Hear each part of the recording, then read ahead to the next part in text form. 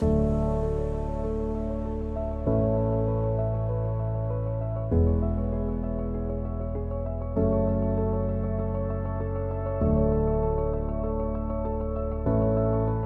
m'appelle Nicolas Ottermans, je suis actuellement l'infirmier chef de service pour le département de médecine critique dans les hôpitaux Iris Sud.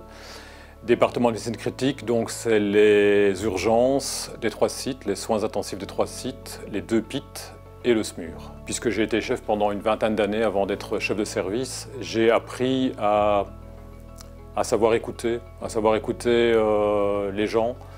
Au début, j'étais peut-être un petit peu feu follet, où il fallait que tout se fasse vite, très rapidement.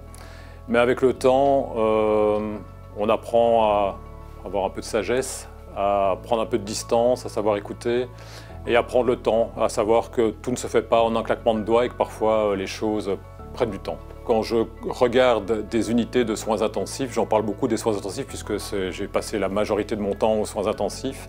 Quand je vois l'amélioration des technologies, les choses ont été faites pour améliorer le quotidien des infirmiers. Même si des infirmières qui sortent de l'école au jour d'aujourd'hui ne s'en rendent pas compte, si on les transposait 20 ans en arrière, elles se rendraient compte des difficultés qu'on avait à l'époque. À l'époque, pour par exemple monter une dialyse, il fallait 1 heure pour monter la dialyse, ça sonnait dans tous les sens, c'était horrible, quoi, vraiment. Alors que maintenant, on insère un set, la machine fait l'autotest tout seul et c'est réglé en 15 minutes. Par contre, les patients maintenant sont de plus en plus complexes parce qu'ils sont de plus en plus âgés et ils arrivent avec de plus en plus de pathologies multiples et donc ça crée parfois des difficultés de prise en charge. On a des témoignages de patients, ils sont plutôt rares parce que les patients aux soins intensifs sont souvent intubés, ventilés, sédatés et le parcours qu'ils ont eu aux soins intensifs, ils ne s'en rappellent pas beaucoup. Par contre, quand on a des patients qui restent longtemps, parfois 1 mois, 2 mois, on a des liens très proches qui se font avec la famille, plus qu'avec le patient en fait.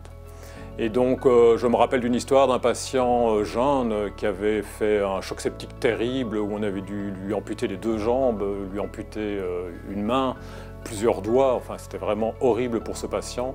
Ce patient est resté plus de 5-6 mois à l'hôpital, c'était un patient qui venait de France, dont la famille devait venir en Belgique pour venir le voir. Et donc on a vraiment eu un contact très particulier avec la maman notamment et même la sœur, ou même des mois plus tard quand le patient est retourné en France, faire vivre là-bas.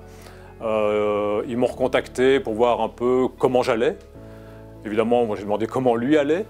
Et il y a même eu une tentative à un moment donné qu'il revienne lui nous dire bonjour, le patient, sur ses prothèses. Bon, malheureusement ça ne s'est jamais fait pour des questions d'organisation, mais donc ça c'est vraiment très très chouette.